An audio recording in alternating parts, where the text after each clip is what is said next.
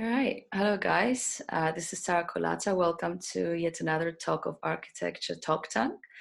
Today, I'm here with an expert, Simon Berry, from Fresh Projects, and we've gathered to talk a little bit about architecture fees and about pricing, especially now at the time of COVID.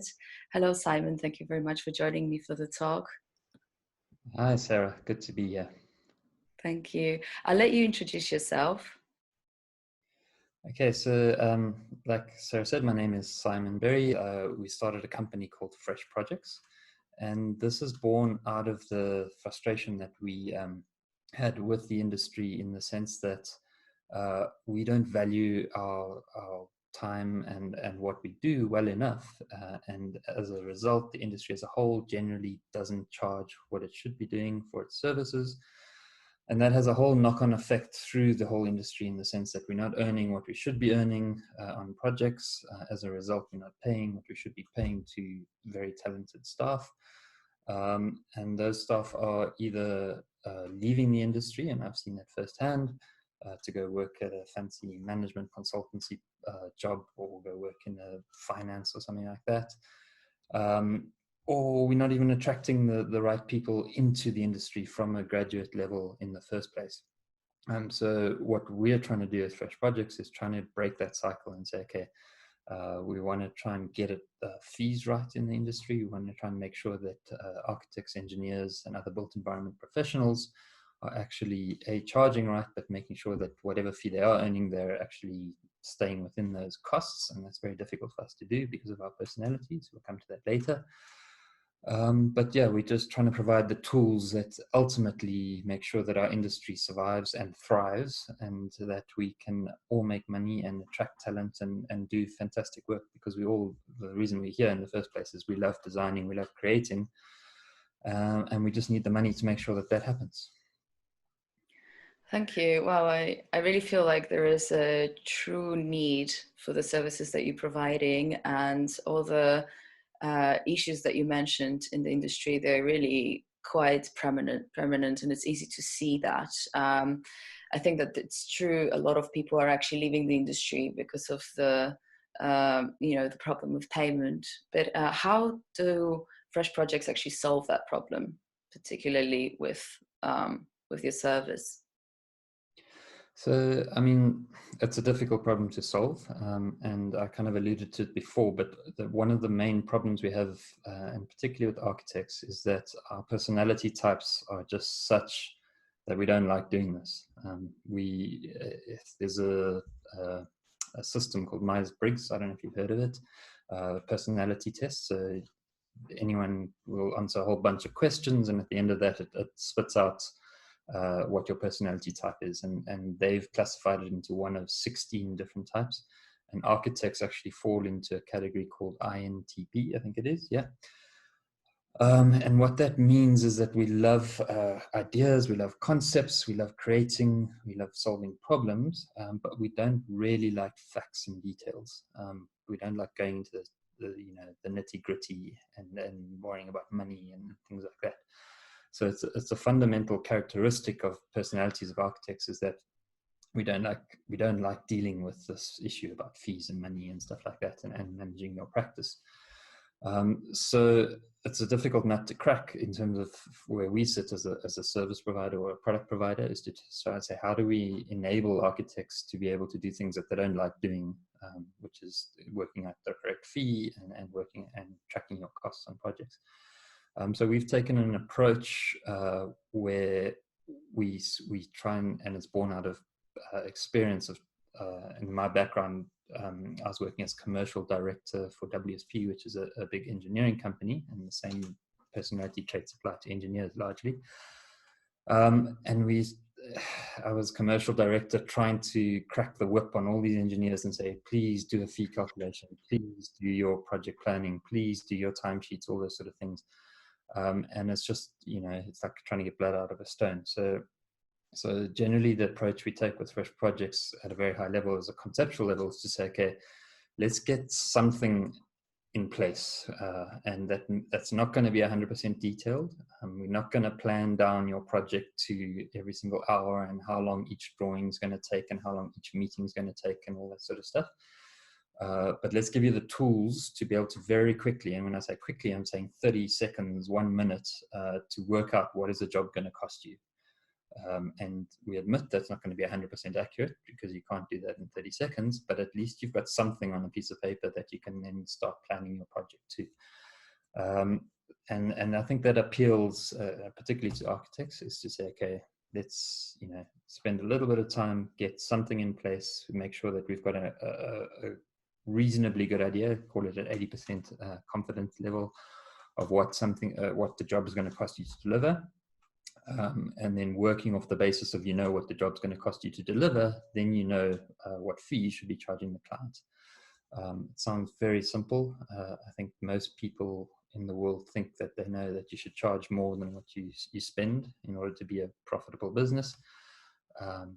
Having said that, it's amazing how few architects and engineers actually do that. And it comes back to our personality types. We're passionate about designing, solving problems, making our clients happy.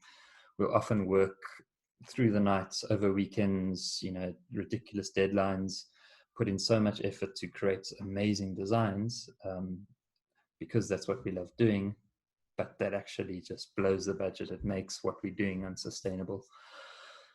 So to answer your questions, so Fresh Projects is really just about providing a platform, easy to use, quick to use, that at the very basics, make sure you're doing, working out what is the job going to cost you, what is the fee you're going to charge a client, and then tracking that over time to say, okay, how much have I billed the client, how much have I spent on the jobs? Interesting. Yeah, I think that it's great actually, because I remember from practicing as well, when you get really excited about the project and the client comes with the concept, you really want to do it. And a lot of times you forget about not only the time that you put into it, but also as you go into construction, how many things can go wrong. If you even get the materials on site a day later, you're actually paying so much overhead fees for a little mistake. And these mistakes happen over and over again in the construction site and throughout the process of design as well. Sometimes there's just some things you overlook, and then you just have to spend time to repair that mistake as well. That's going back to the desk and redrawing. And I think that it comes with experience, but as you go into practice, a lot of times you don't really foresee the fact that the actual project takes longer usually, and there might be mistakes that you have to pay for. So I think it's really good to have like a base to be able to judge and estimate how much a project will be, and from there on to come up with the price. So this is just great. So tell me, how is it really? Can I just jump in quickly in two important points on what you've just said? And we see, we deal with hundreds of architectural practices, and even within just architects, there's a spectrum. So you do get some architects who are very detail orientated and they worry a lot about the detail. And then at the other end of the spectrum, you get people who just don't care. Visionaries, and they don't even know. Like, we had a customer, they kept paying us 2 or 3 times every month because they just didn't even know who they were paying and when, and it was just crazy. One of the key things you pointed about there is changes and variations on a project. So timesheets, that's a dirty word. Architects didn't become architects to fill in timesheets, but the biggest cost in any practice is your professional resources. So whether you're a one-man band, a solo architect, or you're a 200 person practice, the bulk of your costs, at least 60%, up to 70, 80% is going to be salaries for people. And unless you know where your time is going, you can't get a grip to your project. And unfortunately, that means timesheets. There is no silver bullet to get around that. And if you do start doing timesheets, you get an idea of that. And one of the biggest value adds that we've seen from our customers when they start to do timesheets, or if they have been doing timesheets on different systems in the past, is that you can track the difference between what you ought to have done the first time around and when there are changes on a project. So when there's a variation. And even if you do nothing else, some people, some of those detail oriented architects that we talk about, we've got a client that's going live at the moment. They want to track 76 different activities on each stage of a project, which is just ridiculous. I don't know what you do with all that detail. So even if you don't, not that detail orientated, if you're on the visionary side, if nothing else, you track the difference between the time spent on a project doing the original agreed scope versus the time you do on variations and changes. It's amazing how, if you've got that data in your pocket when you're talking to the client and you say, look, this is what we budgeted, this is what we've done, and this is how much we've actually done since then, because of either you've changed your mind and you moved the staircase, or you've changed the scope, or something happened on site, or whatever the reasons were. But you've got that ammunition to go sit with your client and say, look, this is where we are. This was our fee to do this much, but we've now done all this other work, and you probably won't get all that back all the time, but at least you've got real data, and it makes that conversation a lot easier with the client, as opposed to if you don't have a system in place where you're tracking this, and you go to your client and you say, we've done all these different things for you and changes, but you've got nothing to justify it, and your client will turn on, cry me a river, and that's an important factor. So if nothing else, just tracking the amount of time and cost you're spending on variations is a key tool to make yourself cover your costs as an architect. The second point, just to pull out what you're saying, is you talked about construction, and that's we see this in our data as well. We've got 30 plus thousand projects being tracked at any given time in our system, and architects, obviously, like we said, they love the design stage of a project and creating it, and then you've got the construction stage, and obviously there's also challenges in there which you have to solve on a daily basis. But what we do see, depending on the region that you're in, is that a lot of the fee income is earned in the design stage, because that's where you're creating the solution for your clients. And the original fee agreed with the client often doesn't have that much meat of it in the construction stage. But we see in our data that actually the effort is going into construction. Because of the way the world is changing and the way things happen on site, and you always have these changes and variations, and things drag on, and delays, and et cetera, et cetera. And that just sucks up all. You might have made some profit in the design stages, and you might be thinking your projects are making money, but your construction stage actually sucks all that profit back out again. So if you look at the project as a whole, you end up losing money. And this is particularly pertinent right now in what we're going through and what's forecast in terms of recessions and depressions, is that the way architectural practices survive in the past is that you always have, like I said, you've got your upfront design, which is making money, and then your construction, which is losing money. And then you get your next project, which comes in, and you're designing that, and you're making money, and then you're losing money. But the overlap's always good, because while you're losing money on one construction project, you've got the next project that you're designing. And even if you're like I say, a one-man band, that's probably happening on a case-by-case basis. If you're a huge architectural practice, you've got hundreds of projects, but they're all kind of lining up so that the design stage of the next project is actually paying for your construction cost of the previous project. Now, when we get hit with a shock like we're about to get hit with the recession that's coming, is a lot of construction projects are going to be delayed, and particularly the construction phase might get pushed out, and that's going to hit architectural practices hard, because while we have been surviving in the past through funding ourselves from the next project onto the current project, you're going to get this shock where it spreads out that kind of overlap of waves. And it's going to create an even harsher issue where we've got all these other projects that we need to finish off, but we haven't got those new projects coming in which are helping us stay profitable. And it's something we obviously have to be aware of and make sure that we're keeping track of and trying to get on top of, just to survive. Oh, interesting. I mean, honestly, it's I've never really looked at it that way, but you're so right. And we're talking now, it's about a month into COVID-19, everybody's staying at home, and I've been talking to quite a few architects that either run small firms or bigger, larger firms. And I think one of the biggest issues that they have, and we touched on it a little bit as well, is having to cover fees of cost of staff and maintain your workers, because when we go back to normal, you're going to need that work label. But in the same time, right now it's difficult, and people are facing that decision what to do. And that is one of the big problems, to maintain a practice with the money that is saved, put aside somewhere throughout a period of pause, because you're going to need those people later. But also, we don't know how long all of it is going to last for. So let's just say some companies might have just enough money to go on like this for the next 3 months. What do you think from your experience? Laying off staff, cutting salaries, I think has been a big debate. A lot of people are wondering what's the right thing to do. And I think that most of the practices really live kind of month to month. So even if there is any savings, probably just to maintain maybe 3 months of a pause like that. So what would you suggest? Sure, that's $1 million question, literally. It's tough, and it's going to be tough, and I don't think there is a simple answer to that.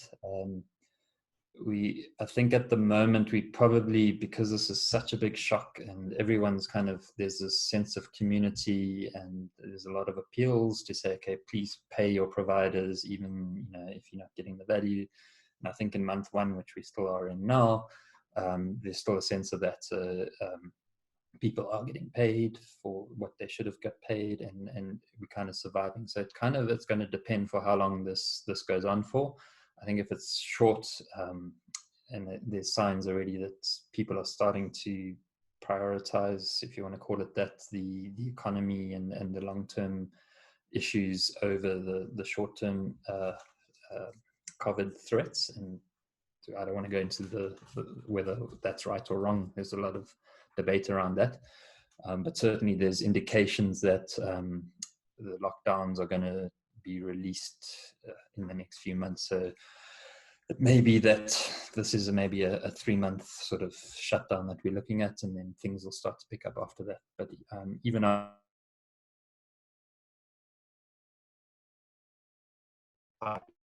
always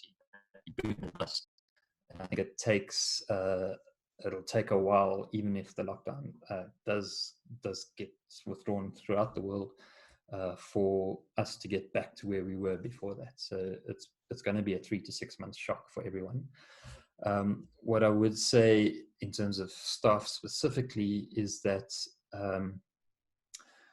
laying them off, if you can't pay them, you can't pay them. I've read a lot about just being honest and saying, okay, this is where we are, this is what we want to do, what can we do together? Are you willing to work for free? Are you willing to work for 20% or 30% of your salary? Can we be together? I would observe that anecdotally, the industry as a whole is generally a very, as a pyramid, it's a very bottom heavy pyramid, in the sense that 85% of practices in the UK, for example, have less than 20 staff. So there's a lot of tiny practices in architecture, as we know. And that's, in a way, also enables or encourages, and as an industry, the way we work is to create new practices all the time. So the COVID aside, the traditional sort of career for a lot of architects is, get some experience in a practice and then go start your own practice. And that's borne out by the shape of the industry, in the sense that there are lots of these little things. So in the context of that, what I would say is important is to understand that if you're going to be too harsh in the sense of either laying off people, furloughing them, or having to let them go, that may well be the trigger when this is over in 2 months or 3 months or 6 months, for those key staff to say, okay, this is the right time for me to start my own practice. So that just adds another sort of burden of pressure onto people who are running their own practices to try and make things work with the money in these difficult times. Yeah, exactly. And I think, indeed, it was a really hard question. I think that you touched upon some really important points. And I think it's not really an easy one, but it's only about managing the situation and trying not to um, level to the ground zero too much over this next few months, so that when we do go back, it's easier to pick up instead of having to then do recruitment and before you go back to projects, etc. It's not always a one-day job. It'll take a while for people to rebuild their practices before they actually start facing projects again. And it might as well be that the projects will like pose quite a big demand as well. So it's very much Yeah, about totally. You mitigating see, risks. sorry, I think what we'll hopefully see, and it's often the case, is when there is a recession, governments spend on infrastructure. That's one of the big levers they can pull in terms to get economies going again. So in a way, out of all the industries, we could say count ourselves lucky, because I think when this is over and when they start to try and re-stimulate the economy, a lot of money is going to go into construction and infrastructure, and we should be well placed to hopefully gain from that. That's excellent. It's definitely a positive in there. So one more big question. I know that in times of crisis, people very often lower their fees in order to either face the projects that they're already involved with, or perhaps new projects. And it has a detrimental effect on the whole industry. It's kind of a bit of a panic mode or a panic action, but it's definitely on the bigger scale, quite like it has effects on the whole industry, so it's an economy, and it takes a while for it to pick up. Can you elaborate a little bit on this and share your viewpoint? Yeah, asking lots of easy questions today. Yeah, it's true, and I think we're going to see that is in times of crisis, like you say, people do. The mentality becomes not, can I make money? It's, can I survive? And I just need to get money in to pay salaries. I don't care if I'm losing money on this project, but I need to get X amount of money next month. Uh, Otherwise, I'm going under. And in normal times, we spend a lot of time speaking with our clients and advice to say, don't ever do that. So there may be one or two projects that I'm talking about in normal times now, where you strategically take a decision, this is going to be a loss leader because I want to get in with this client, or it's a fantastic job for my portfolio, whatever the case may be. But largely speaking, chasing revenue, so just about getting fees in the door, it doesn't care whether I'm making money or not, just to pay salaries, is a bad strategy to have. You want to be looking at profit at the end of the day. Am I spending less than I'm earning?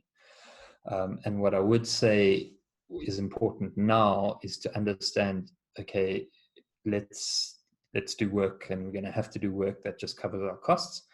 But that little sentence in itself is a very important one, is to cover our costs. And we do this exercise all over the time, over the place, workshops with architects, where we look into costing of time. And we will, for example, say to the room, the last one I did 150 architects in the room, and we said, okay, here's a simple income statement. This is how much fees you earn, this is your costs and salaries, and this is your overheads. Literally 5 or 6 lines, and here's some timesheet data, and we give the same information, put it up on the screen for the whole room, and you say, okay, how much does 1 hour of your time cost? And it's amazing. The architects, first of all, scratch their heads for ages, and we actually work in teams, so you can talk to each other, you can Google, you can do whatever you want, and then you give the answers back. And it's amazing the response we get from that. So everyone's looking at the same data, and we get a huge variety of response from, for example, say the correct answer is £50 an hour. The answers range from £10 an hour to £100 an hour. And that in itself is bad, because given the same data, how can 150 architects come up with 150 different answers? It means we don't know to work this out. And probably more worrying is out of the 150 architects, over 60% of them in the last case, for example, were less than half of what it should be. So they were less than £25 an hour.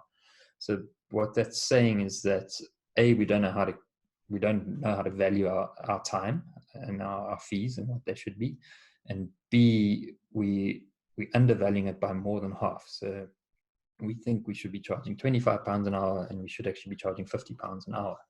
So when it comes to your question, which is like, what do we charge at the moment? Do we just cut our fees? I would say yes, you were going to have to do that. But you need to understand what your costs are on a project. And that goes back to what I've been talking about now, which is understanding what is your time cost. And, it's not something that gets taught in architectural school ever. But you need to be able to understand, if I'm going to do this job for a client, it's going to cost me X. And more often than not, my point being is that most architects think it's going to cost them this much, but it's actually going to cost them double that at least to deliver that job. And if you do continue to do job after job like that, you're going to go under. So it's important to understand what your red line is in terms of what is the cost to deliver that job at the moment. And it may be that you have to reduce those costs, like we talked about earlier, either by reducing overheads in your practice or by asking staff to work. I know it's happening a lot around the world, work for 80% of what they're getting charged, normally get paid, or 60% or 50%, whatever it is, just to survive. But whatever those input costs are, you still need to understand what is the job going to cost you to deliver. And then that's, even if you're not aiming to make a profit, you've got to try and cover your costs in that. And a small punt for Fresh Projects, and we actually have a free version of Fresh Projects, which you don't have to pay to use this, is you can work out those costs if you don't know how to do that, as most architects don't and never got taught to do.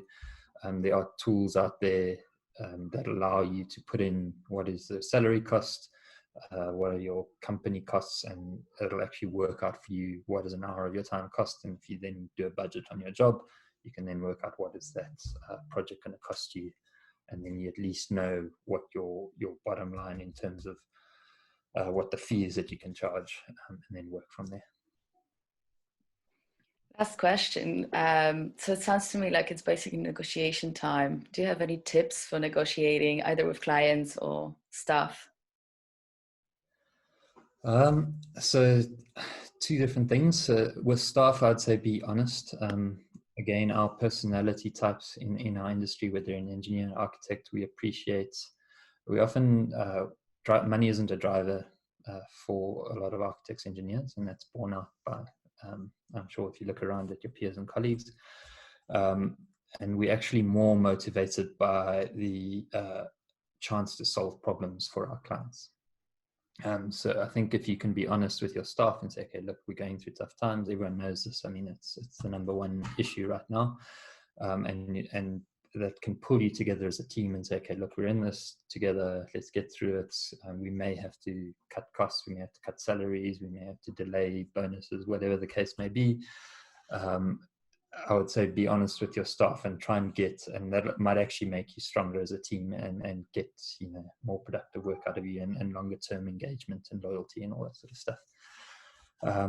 Discussions with clients is probably a different strategy I'd take, is that looking again at personality types is more often than not, it depends where you are on the architectural spectrum. So if you're on residential side or home building, you're always going to deal with a wide variety of homeowners, and it might change from person to person. But on the more commercial side, if you're an architect doing development work for a developer, those types of personalities are hard personalities. They will drive a hard bargain, and it's borne out again and again. The professional team on construction projects often, particularly architects and engineers who, like I say, are motivated by designing and solving problems, not by money, they will get, out negotiated 10 times out of 10 by sort of finance focused, either clients or developers or quantity surveyors, whoever's deciding the fee. So what I would say there is it's very important if you're talking to those types of personalities to again understand what your baseline is, because if you know that you can't go lower than X in terms of your fee, at least you've got a bit of foundation to argue against with your client. If you've got no idea, then they're just going to push you and push you and push you and push you until such point that you walk away with a loss-making fee on a job. So yeah, so my advice generally would be, to summarize, is with your staff, be honest, open, understand what motivates them, and sell the vision that we're solving problems, and you're going to still have that challenge and be motivated in your job. And it's difficult times, and I think we'll appeal to that type of personality. And if you're talking to difficult clients, make sure you understand what your baseline is in terms of costs and fees, and try and be as hard as you can with them, because everyone's going to be hard. Everyone's looking after themselves right now. It's a fun fight, and just understand where you sit. Thank you so much, Simon. This was so insightful. I think you shared quite a lot of, we covered a lot of subjects that I know I've seen people debating and talking, and I think I'm going to try to share this conversation in some of the groups that I've read the conversations. Hopefully people will find answers, or it will help them make decisions. If anybody is interested to find out more about Fresh Projects or reach out to you, what do they do? So I'd say, as always, probably the starting point is our website. So it's www.freshprojects.cloud, or which is the international site, or freshprojects.co.uk, which is our UK site. And you can learn a bit more about the product there, and there's all sorts of contact us details. Also on a personal level, if you do want to get in touch with me, LinkedIn is probably the best platform. And I'm more than happy to help anyone with advice or anything I can do to help them. My personal passion is, like I said, is to try and get the industry aware of costs and money and things like that, which we're not very good at, so that we can grow as an industry and like I say, attract talent, retain talent, and be a lucrative industry that people aspire to join. So yeah, I'm more than happy to help on that side. Thank you so much. Thank you for your time and sharing your wisdom. And yeah, let's see what happens next with post-COVID. Yeah, fingers crossed. But I think we're resilient. I think maybe in a weird sense, the built environment, we're used to cycles. We used to boom and bust. So in a way, we probably more equipped than others. We also, like I said, when things do recover, we're probably going to be one of the first industries to get an injection. So let's hope that things will look good in 6 months' time. Exactly. Thank you so much. Okay, keep well.